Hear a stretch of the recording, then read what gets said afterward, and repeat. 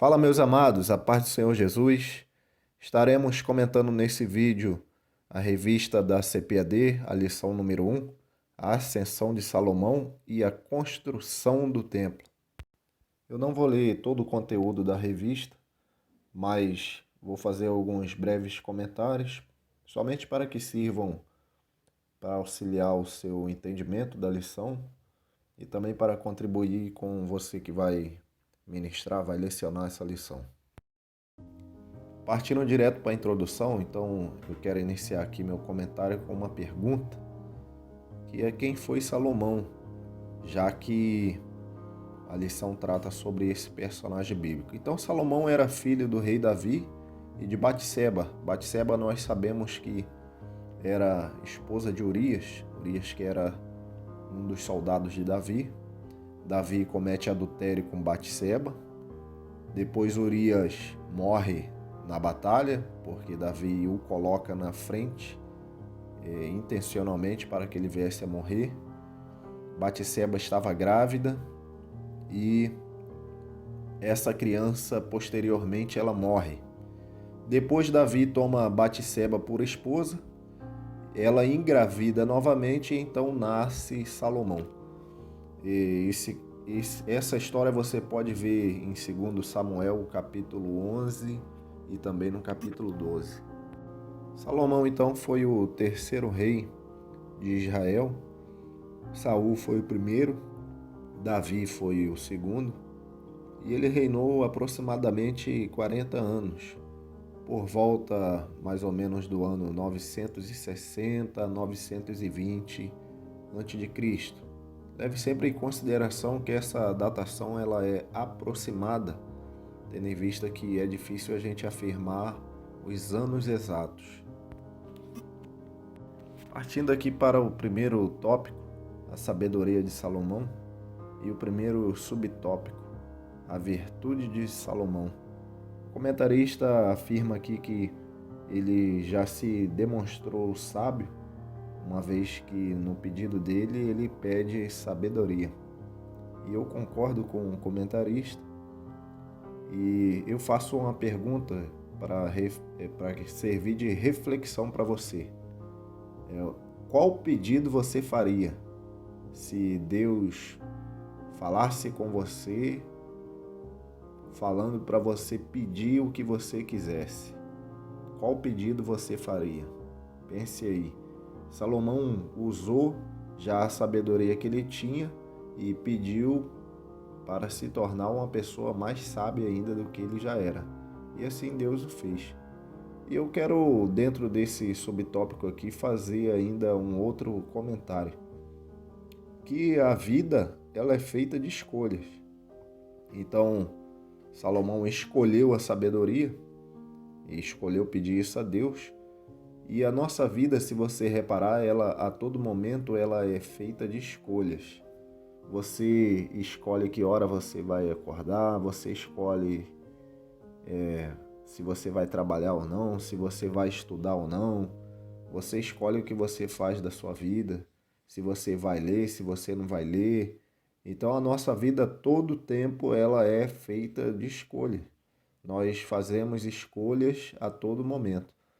E geralmente tem pessoas que optam por fazer péssimas escolhas. Elas optam por caminhar por um caminho que não é muito agradável aos olhos do Senhor.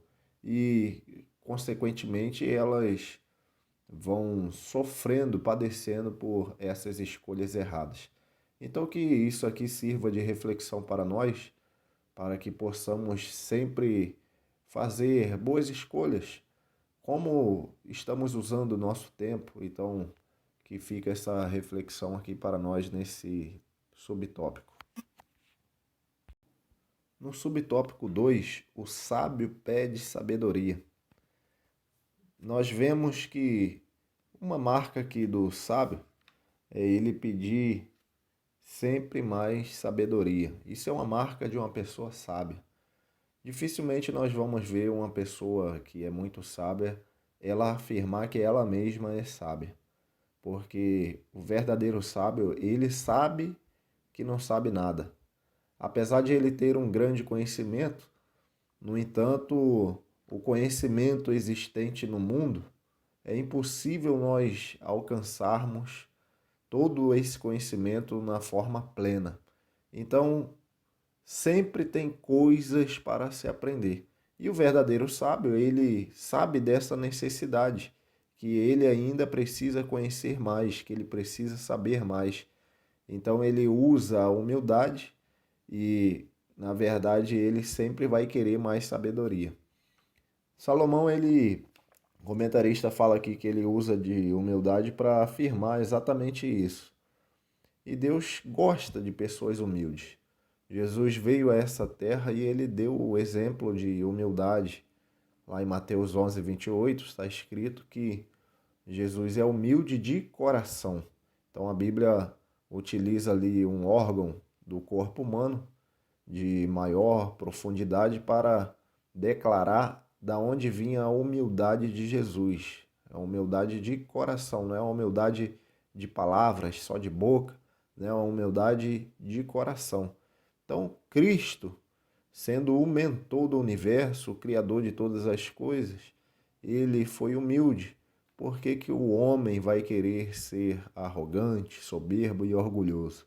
Então, Deus gosta de pessoas humildes, tanto é que ele forneceu a sabedoria que Salomão o pediu.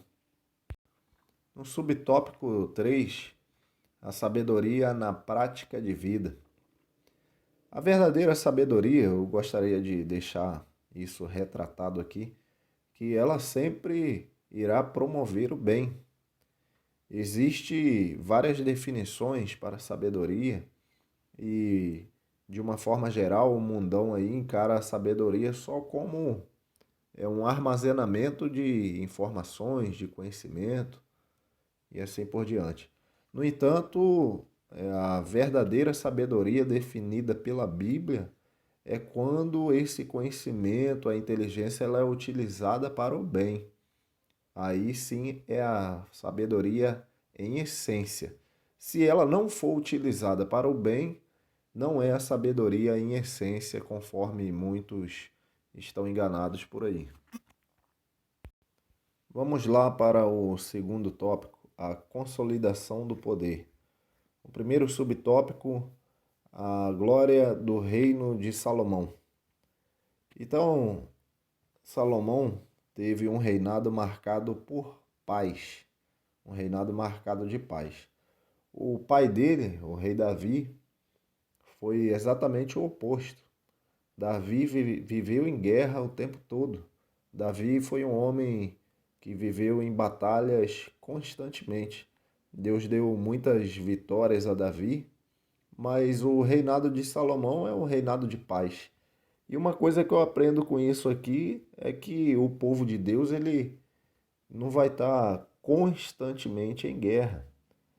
Eu posso aprender com o reinado ali da nação de Israel, em que o rei Davi viveu em constante guerra, Salomão um reinado de paz. Então eu percebo que a nação experimentou um período de paz, experimentou um período de guerra, mas experimentou um período de paz. E eu entendo que isso também acontece na vida do servo de Deus. O servo de Deus, ele enfrenta guerra, enfrenta batalhas, batalhas espirituais, enfrenta, mas também ele não vai viver só de batalha, batalha em cima de batalha constantemente. Eu acredito sim que existe um tempo de paz, e esse tempo Deus fornece para o servo dele. Segundo subtópico, o orgulho precede a ruína. Nós falamos aqui que Deus gosta da humildade, em contrapartida, Deus detesta o orgulho.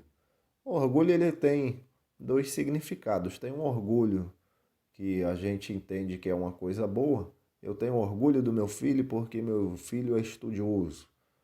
Mas tem aquele orgulho que significa a pessoa ser soberba, nariz empinado, né? É uma pessoa altiva, tem altivez de espírito e que a Bíblia condena. Então esse sentimento ele é malicioso e Deus abomina. E o que aqui evita a queda, na verdade, não é apenas o conhecimento ou a sabedoria. Nós aprendemos aqui que Salomão foi um homem extremamente sábio, mas o final dele não foi muito agradável. Ele deu alguns vacilos no final do reinado dele, mesmo sendo um homem muito sábio. Então, a gente aprende que, na verdade, o que livra o homem da queda é a obediência. A obediência, sim, livra o homem da ruína, livra o homem da queda. Quando o homem obedece os mandamentos do Senhor, aí sim tudo correrá bem com esse indivíduo. Vamos então para o terceiro e último tópico, a construção do templo. Primeiro subtópico, o nobre propósito de Salomão. O propósito de Salomão era construir o templo. Essa construção durou em média 7 anos. O templo foi construído em Jerusalém, no Monte Moriá. Esse templo que Salomão construiu, ele é considerado o primeiro templo, tendo em vista que mais tarde ele foi destruído por ocasião da invasão dos babilônicos na cidade de Jerusalém, por volta do ano de 586 a.C. Nabucodonosor, com seu exército, invade a cidade, destrói o templo, leva o povo cativo para a Babilônia. 70 anos depois, o povo, sob o governo lá de Ciro, o povo é permitido retornar para a cidade de Jerusalém. Ali o templo é reconstruído, então aí é considerado o segundo templo. E posteriormente, no ano 70 depois de Cristo, os romanos destroem novamente esse templo, ficando aí as ruínas, que hoje também é conhecido lá como o Muro das Lamentações. Nós vemos também aqui nesse subtópico os materiais que foram utilizados na construção do templo. O cedro do Líbano e muito ouro, conforme está escrito aí na revista. O cedro, essas madeiras foram levadas para Israel, do Líbano para Israel, através de embarcações. E muito ouro foi utilizado na construção. Nós vemos com isso que Salomão não fez a obra de Deus de qualquer maneira. Nós vemos um capricho da parte de Salomão por ocasião da construção do templo. Ele se dedicou de forma profícua para construir o templo que era para a adoração do Senhor. Isso aí serve de ensinamento para a nossa vida, para quando nós formos fazer algo para o Senhor, nós nos empenharmos e não fazer as coisas de qualquer maneira. Segundo subtópico, o templo do Espírito Santo. Então nós vemos que esse templo que Salomão construiu, ele serve de símbolo, apontando já para o templo que seria o próprio corpo do ser humano, que seria a casa de Deus. O Espírito Santo não era derramado na vida de todos os seres humanos, servos do Senhor, no Antigo Testamento. Isso acontece depois que Cristo faz o sacrifício dele. E aí Cristo passa a conceder o Espírito Santo a todos os seus servos. Então, esse templo que Salomão construiu, ele serve de símbolo, apontando então para o templo que hoje significa o próprio corpo do servo do Senhor. Então, numa visão panorâmica, Nós enxergamos aí lá atrás o tabernáculo antes do templo, depois o templo de Salomão e posteriormente a igreja. Aí a igreja, a palavra igreja tem vários significados.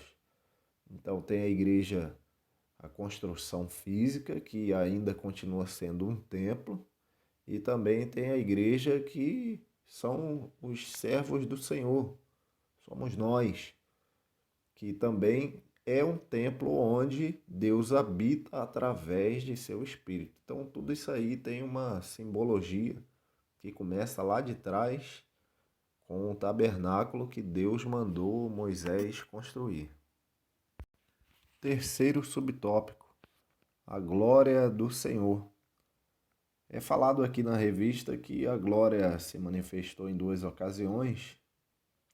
A primeira ali com os sacerdotes levando a arca para o lugar santíssimo, e a segunda por ocasião da inauguração. A glória do Senhor se manifestou nessas duas ocasiões, e isso confirma que Deus estava atestando, estava confirmando que concordava com aquela obra, a construção do templo. Então o templo passou a ser um local de adoração, um local de culto, um local onde era ensinado a palavra do Senhor, era ensinada a palavra do Senhor, um local da prática de fé do povo de Deus.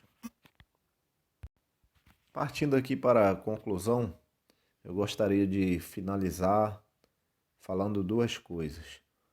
A primeira é que o reinado de Salomão foi marcado pela construção do templo e principalmente pelo povo ter sido abençoado sobremaneira. O povo foi muito abençoado no governo de Salomão. Então isso foi uma coisa muito boa. E a segunda coisa que eu quero comentar aqui é que muito é falado sobre o que Deus deu para Salomão, sobre o que ele recebeu de Deus. Mas pouco é falado sobre o que Salomão fez antes de ele receber a sabedoria, a riqueza que Deus deu a ele. Se você abrir sua Bíblia, lá em 1 Reis, capítulo 3, lá no versículo 4, você vai observar que Salomão sacrificou 1000 holocaustos para o Senhor. Aí logo em seguida, no versículo 5, Deus aparece para ele em sonho e faz a pergunta: pede o que tu queres, o que você quer que eu te faça? Aí foi aonde Salomão pediu a sabedoria. Então, antes de Deus aparecer para ele, Salomão ofereceu sacrifício. Então, às vezes, para nós recebermos algo da parte de Deus, falta um passo nosso. Primeiro, falta uma atitude nossa. Falta nós se achegarmos a Deus para que Ele venha atender algum pedido nosso. Conforme está escrito lá em Tiago 4:8, chegai-vos, pois, a Deus, e Ele se chegará a vós. Então, às vezes, Deus está esperando apenas um passo nosso para nos conceder uma bênção que a gente tanto almeja. E aqui eu finalizo aqui minhas palavras e que Deus possa te abençoar de forma extraordinária.